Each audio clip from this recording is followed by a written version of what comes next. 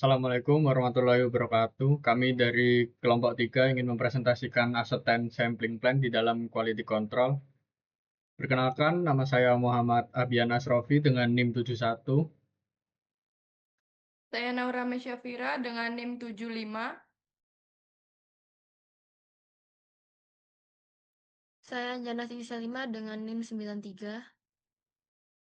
Saya Verlia Cita Ramadhani dengan NIM 9. Saya dengan Alfandi Ridwantoro dengan NIM 103.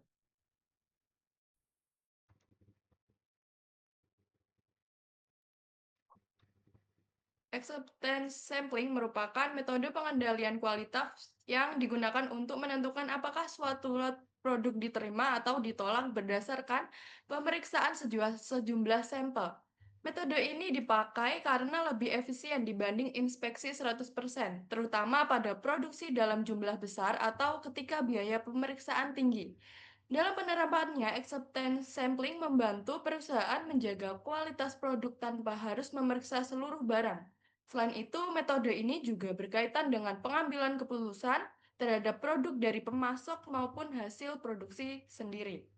Menggunakan acceptance sampling penting dalam quality control karena dapat mengurangi biaya inspeksi, mempercepat proses pemeriksaan, serta membantu perusahaan memahami kemungkinan terjadinya risiko produsen dan risiko konsumen dalam keputusan penerimaan produk.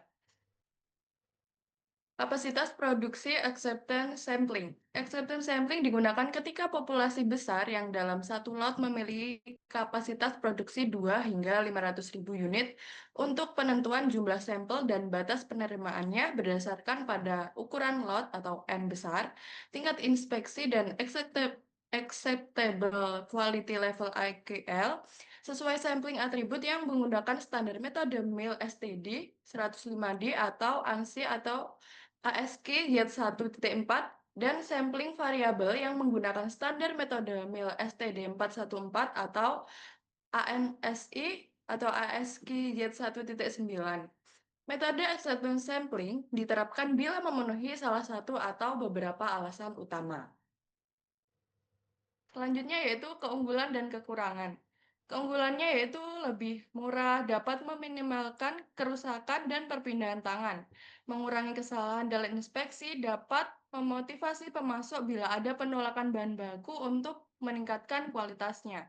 Untuk kelemahan sendiri yaitu adanya resiko penerimaan produk cacat atau penolakan produk baik. Informasi terbatas terkait proses produksi, membutuhkan perencanaan dan pendokumentasian produk pengembalian sampel. Tidak ada jaminan mengenai jumlah produk tertentu yang akan memenuhi spesifikasi. Untuk alasan acceptance sampling plan digunakan pengujian yang bersifat merusak destruktif atau pengujian yang dapat merusak produk. Yang kedua yaitu biaya inspeksi mahal. Yang ketiga, 100% inspeksi yang dilakukan memerlukan waktu yang lama hingga waktu dapat merusak jadwal produksi. Yang terakhir yaitu pemasok memiliki kinerja yang baik tetapi beberapa tindakan pengecekan tetap harus dilaksanakan ataupun karena adanya isu-isu mengenai tanggung jawab perusahaan terhadap produk yang dihasilkan. Berikut ini adalah jenis acceptance sampling. Yang pertama yaitu data atribut. Untuk data atribut digunakan untuk mengkualifikasi produk berdasarkan kesesuaian terhadap standar kualitas tanpa mengukur tingkat kerusakan. Yang pertama yaitu produk dikategorikan baik atau cacat, lalu tidak mengukur tingkat kecacatan, dan penilaian berdasarkan jumlah produk cacat. Yang kedua yaitu data variabel. Acceptance sampling variabel menggunakan data pengukuran numerik sehingga dapat memberikan informasi kualitas yang lebih rinci dan akurat. Menggunakan data hasil pengukuran, menghitung rata-rata dan deviasi standar, dan keputusan berdasarkan batas spesifikasi kualitas.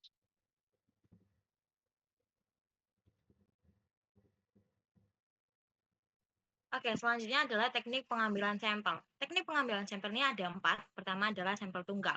Sampel tunggal dilakukan dengan mengambil satu kali sampel untuk menentukan apakah lot diterima atau ditolak. Pengambilan sampel hanya dilakukan satu kali, keputusan berdasarkan jumlah produk cacat, dan proses sederhana dan cepat. Sehingga kriteria dari sampel tunggal ini adalah ketika cacat lebih dari ketentuan penerimaan maka dikatakan ditolak, dan jika lebih kecil sama dengan dari kriteria penerimaan maka dikatakan diterima. Lalu yang kedua adalah sampel ganda. Nah, sampel ganda ini digunakan ketika sampel pertama belum cukup memberikan keputusan sehingga diperlukan pemeriksaan tahap kedua. Pengambilan sampel dilakukan 2 tahap, keputusan berdasarkan hasil gabungan sampel dan lebih teliti dibanding sampel tunggal. Sehingga kriteria dari sampel ganda finalnya adalah cacat sampel pertama ditambah cacat sampel kedua. Jika lebih dari kriteria penerimaan maka dikatakan ditolak, dan jika lebih kecil sama dengan dari kriteria kriteria penerimaan maka dikatakan diterima. Lalu yang ketiga adalah sampel banyak. Sampel banyak merupakan pengembangan dari sampel ganda dengan menggunakan lebih dari 2 tahap pengambilan sampel. Pertama, menggunakan 3 sampel atau lebih. Kedua, ukuran sampel tiap tahap lebih kecil. Dan ketiga, meningkatkan efisiensi inspeksi. Lalu yang keempat, sampel sekuensial.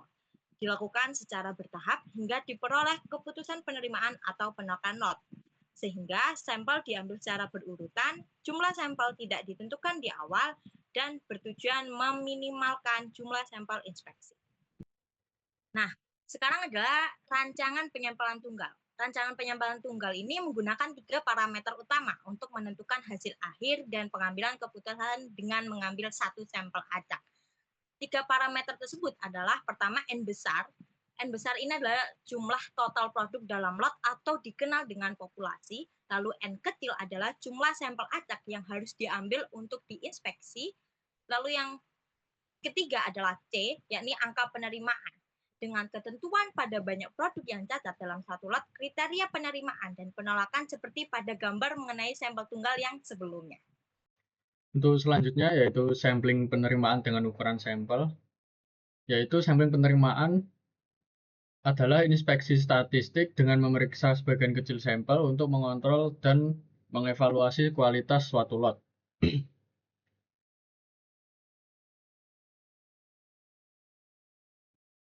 Di sini ada 3 jenis kurva OC, yaitu kurva OC tipe A, yaitu digunakan saat sampel diambil dari lot yang terisolasi dan berukuran terbatas dengan ukuran N relatif kecil. Selanjutnya ada tipe B, digunakan dalam situasi di mana aliran lot berasal dari proses produksi yang berkelanjutan dan ukuran lot dianggap sangat besar, biasanya minimal 10 kali lebih besar dari ukuran sampel. Selanjutnya yaitu kurva OC tipe C, yaitu digunakan dalam rencana sampling terus-menerus atau continuous sampling plan. Selanjutnya, sensitivitas sampling penerimaan adalah kemampuan dalam merencanakan sampling untuk membedakan antara lot produk yang berkualitas baik atau dapat diterima dan lot produk yang berkualitas buruk atau ditolak. Sensitifikasi ini dapat dilihat dari kurva karakteristik operasi atau kurva OC. Tingkat sensitivitas bergantung pada interaksi antara parameter ukuran sampel atau N dan angka penerimaan atau C. Berikut sensitifikasi yang dapat dilihat di kurva OC dengan melihat pengaruh N dan C pada kurva OC. Selanjutnya, jika ukuran sampel atau disimbolkan dengan N kecil, diperbesar hingga mendekati nilai N kurva OC akan menjadi kondisi ideal yang dimana sampling memiliki sensitivitas 100% karena telah melalui inspeksi 100%. Dan di bawah ini adalah contoh dari kurva OC ideal. Berikut resiko produsen dan resiko konsumen. Resiko dalam acceptance sampling. Dalam acceptance sampling, keputusan penerimaan lot dilakukan berdasarkan pemeriksaan sampel sehingga terdapat kemungkinan terjadinya kesalahan keputusan. Selanjutnya yaitu resiko produsen, yaitu disimbolkan dengan alfa. Resiko produsen ini adalah kemungkinan lot yang sebenarnya berkualitas baik justru ditolak saat inspeksi. dan terjadi lot masih memenuhi standar acceptance quality level atau AQL, namun hasil sampel menunjukkan jumlah cacat yang melebihi batas penerimaan. Dirumuskan sebagai berikut, resiko ini dapat menyebabkan kerugian bagi produsen berupa inspeksi ulang, keterlambatan distribusi, dan penurunan efisiensi. Selanjutnya yaitu resiko konsumen. Resiko konsumen bisa dilambangkan dengan beta. Resiko konsumen adalah kemungkinan lot yang sebenarnya berkualitas buruk justru diterima dalam proses inspeksi. Dirumuskan sebagai berikut, resiko konsumen dapat merugikan karena produk yang diterima tidak sesuai standar mutu dan berpotensi menimbulkan keluhan maupun kerusakan dalam penggunaannya. Selanjutnya yaitu kurva karakteristik operasi atau OC kurva. Kedua resiko tersebut dapat dianalisis menggunakan kurva karakteristik operasi yang menunjukkan hubungan antara probabilitas penerimaan lot dengan persentase produk cacat. Kurva ini digunakan untuk menentukan keseimbangan antara resiko produsen dan resiko konsumen agar proses inspeksi berjalan secara adil dan efektif. Nah, berikut juga contoh gambaran letak AQL dan LTPD di kurva OC. Kita lanjut penugasan terstruktur 4, yaitu studi kasus acceptance sampling plan dalam quality control.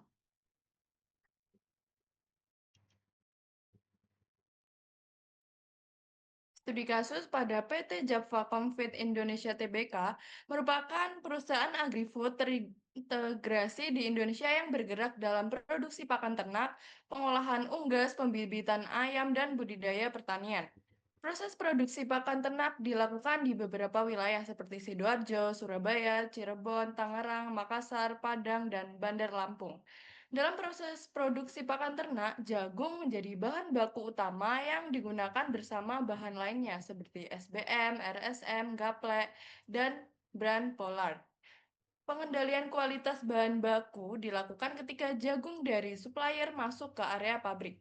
Pemeriksaan dilakukan dengan metode pengambilan sampel secara acak pada setiap karung di dalam truk atau kontainer untuk memperoleh sampel yang representatif terhadap keseluruhan bahan baku. Setiap kedatangan bahan baku umumnya terdiri dari 90 sampai 150 karung jagung. Pengujian dilakukan oleh mahasiswa dari universitas terkait dengan melakukan pengecekan kadar air dan kondisi fisik biji jagung, guna memastikan kualitas bahan baku sesuai dengan standar produksi pakan ternak. Berikut standarisasi cacat, ada cacat atribut biji jagung kisut, dan cacat variabel kadar air kurang dari 17%. Lanjut yaitu analisis data atribut. Nah, analisis data atribut ini dilakukan dengan standar metode ANSI atau ASCII Z1.4 dengan parameter standar atributnya adalah jagung kisut. Analisis dilakukan pada tanggal 7 Juni 2018. Analisa data atribut digunakan untuk melihat sampel per sak atau karungnya dengan total 20 sak karung yang diambil dari 90 sampai 150 sak atau karung yang berada di dalam truk. Satu sak atau karung memiliki berat 50 kg, maka ditemukan dari studi kasus ini sebagai berikut.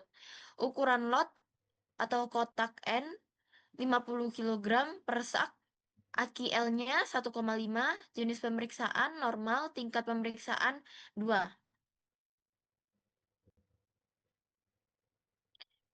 Di sini berdasarkan tabel kode ukuran sampel diketahui tingkat pemeriksaan umum C termasuk ketat, D normal, E longgar. Pada analisis kali ini kami menggunakan tingkat pemeriksaan umum D yaitu normal, yaitu 26 sampai 50. Dilihat pada tabel 2A yaitu ditemukan jumlah sampelnya 8, AQL-nya 1,5 dengan AC, RE, D sama dengan 0, yaitu diterima, D lebih besar sama dengan 1, yaitu ditolak. Selanjutnya yaitu analisa sampel. Dari tabel yang di sebelah kiri dapat diketahui untuk truk nomor 1, jumlah sampel yang diambil Untuk keseluruhan sama, yaitu 8. Kemudian untuk truk nomor 1, jumlah cacat ditemukan 0, nilai AC-nya 0, dengan keterangan diterima, tingkat pemeriksaan normal. Kemudian untuk truk nomor 2, jumlah sampel yang diambil sama, dan ditemukan jumlah cacat yaitu 1, dengan nilai AC 0, keterangan ditolak, tingkat pemeriksaan normal. Dari pengolahan data atribut dengan sampel tunggal dapat dilihat dari tabel bahwa 20 truk yang diteliti mempunyai nilai AC 0 dan RE lebih dari 1. Dan pada hasil pengamatan 7 Juni 2018 terdapat 3 sampel yang ditolak yaitu truk nomor 2, 9, dan 18 karena jumlah cacat lebih dari sama dengan 1. Selanjutnya yaitu kurva OC sampel tunggal.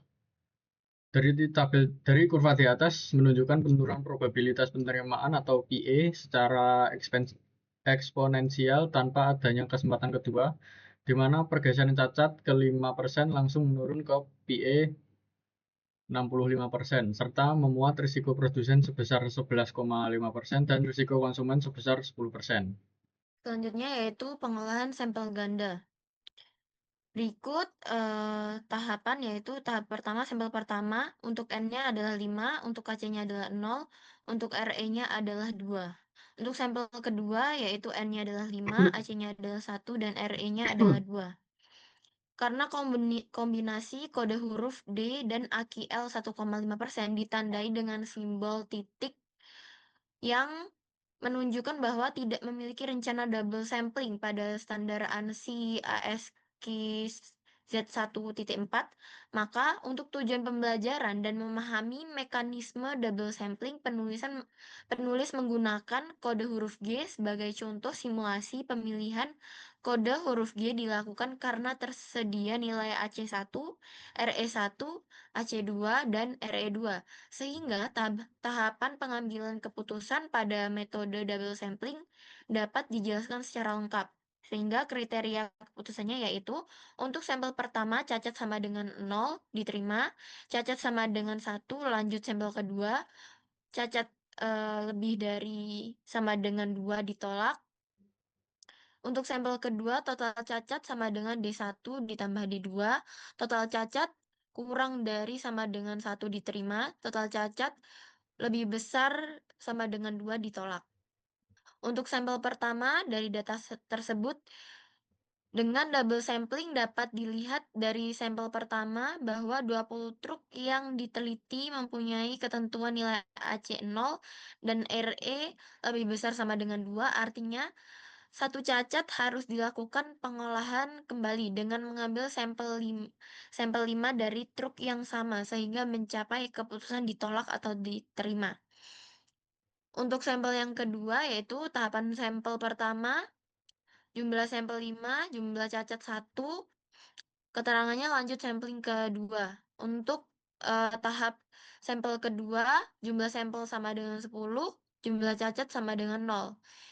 Yaitu untuk keterangannya diterima. Setelah pengolahan dari sampel kedua dengan ketentuan total cacat kurang sama dengan 1 diterima dan total cacat lebih sama dengan 2 ditolak, hasil penjumlahan cacat sampel pertama dan kedua adalah 1, maka dinyatakan sampel diterima. Berikutnya yaitu kurva OC sampel ganda. Dari tabel di atas menunjukkan penurunan probabilitas penerimaan atau PA seiring meningkatnya proporsi cacat atau P, di mana kombinasi sampel pertama dengan AC0 dan sampel kedua AC1 membentuk kurva gabungan berpembawaan tinggi yang efektif membedakan kualitas lot sekaligus memberikan keseimbangan optimal antara perlindungan produsen atau risiko kecil pada EQL dan perlindungan konsumen atau risiko minim pada LTPD. Untuk selanjutnya yaitu analisis data variabel. Analisis data variabel dilakukan dengan standar mode ANSI ASQ Z19 dengan parameter standar variabelnya dengan kadar air. Analisis dilakukan pada tanggal 7 Jun tahun 2018. Analisa data variabel digunakan untuk melihat sampel per sak atau per karungnya dalam satu truk yang diambil dari 20 truk yang berisi 90 sampai 150 sak atau karung. Parameter standar variabelnya adalah kadar air jagung dengan batas kadar air di bawah 17% yang ditetapkan oleh perusahaan sebagai syarat penerimaan barang baku. Untuk selanjutnya yaitu pengolahan sampel tunggal. Satu truk berisi 90 sampai 150 sak atau karung, maka ditemukan dari studi kasus ini sebagai berikut. A. Ukuran lot atau kotak N 90 sampai 150 sak per karung. B. EQL di 1,5, lalu di jenis pemeriksaan normal dan tingkat pemeriksaan 2. Sebagaimana pada tabel di samping, yaitu pada analisis kali ini kami menggunakan tingkat pemeriksaan umum B dan C, yaitu normal. Dari tabel di bawah ditemukan rencana sampelnya dari standar single sampling ANSI ESQ Z19 sebagai berikut.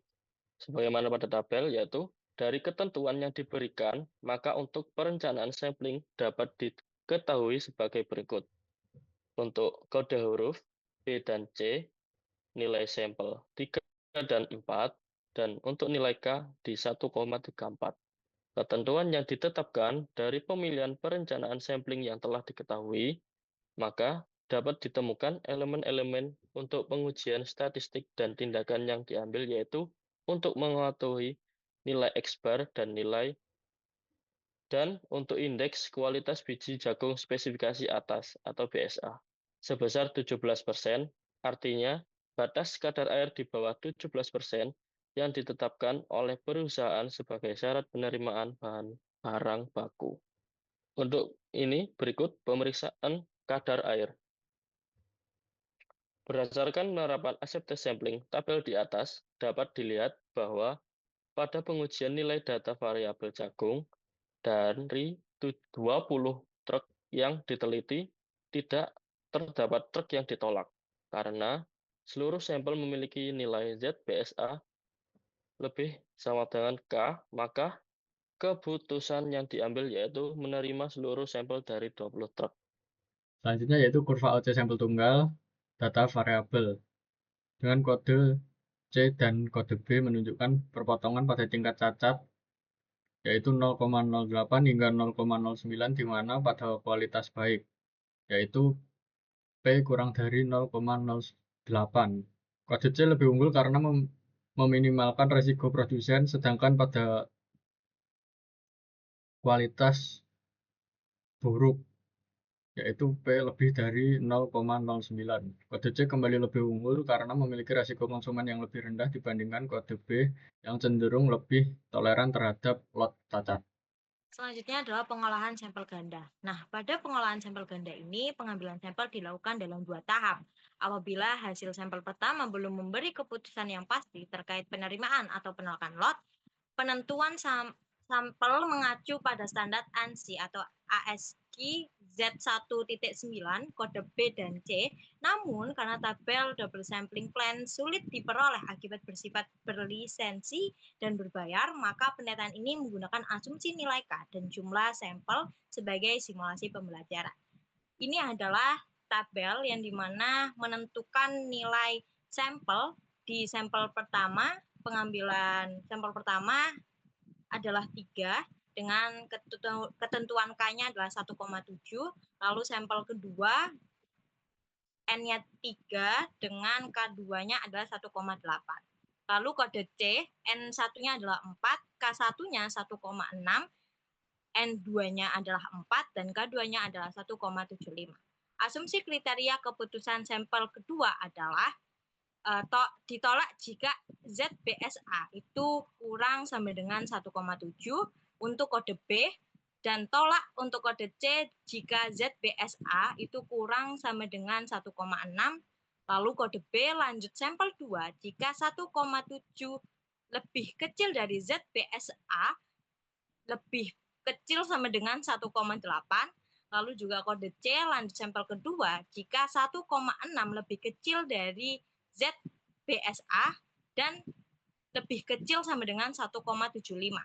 Kode B diterima jika ZBSA lebih besar 1,8 dan kode C diterima jika ZBSA lebih besar 1,75. Sampel kedua dicari dengan menggabungkan sampel pertama, kedua, lalu dicari ulang nilai X bar atau rata-rata, lalu nilai standar deviasi, nilai ZBSA dengan asumsi kriteria penilaiannya sebagai berikut, yaitu jika ZBSA lebih besar 2 maka diterima, dan ZBSA lebih kecil sama dengan 2 maka ditolak. Selanjutnya, oke. Untuk sampel pertama, berdasarkan sampel pertama 20 truk yang diteliti, terdapat satu truk yang memerlukan sampel kedua, yaitu truk nomor 1, dengan kode B, dengan besar sampel adalah 3. Nilai ZBSA-nya ditemukan 1,74963, mendekati batas K sama dengan 1,7. Oleh karena itu, dilakukan pengambilan sampel kedua pada truk yang sama untuk menentukan keputusan akhir diterima atau ditolak. Sampel kedua, pada sampel kedua ini data digabung dengan sampel pertama dan dihitung kembali menggunakan kriteria ZBSA. Lebih dari 2 diterima dan ZBSA lebih kecil 2 itu ditolak. Nah, dari perlakuan sampel kedua ini di mana kita menambahkan sampel 3 lagi dari truk yang sama. Maka total dari sampel kedua itu ada 6 sampel.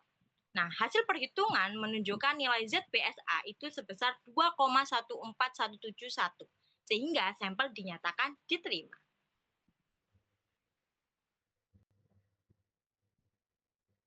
Berikut adalah kurva OC-nya dari sampel ganda B dan C yang menunjukkan bahwa probabilitas penerimaan gabungan selalu tertinggi karena memadukan sampel pertama yang menurun bertahap dan sampel kedua yang berpola naik turun maksimal pada cacat rendah hingga sedang, di mana kedua skema efektif menjamin kualitas dengan memberikan peluang diterima hingga 100% saat lot sangat baik sekaligus menurunkan secara signifikan demi melindungi konsumen saat tingkat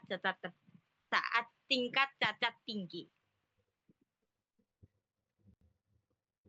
Itulah hasil dari analisis studi kasus kami mengenai exception sampling.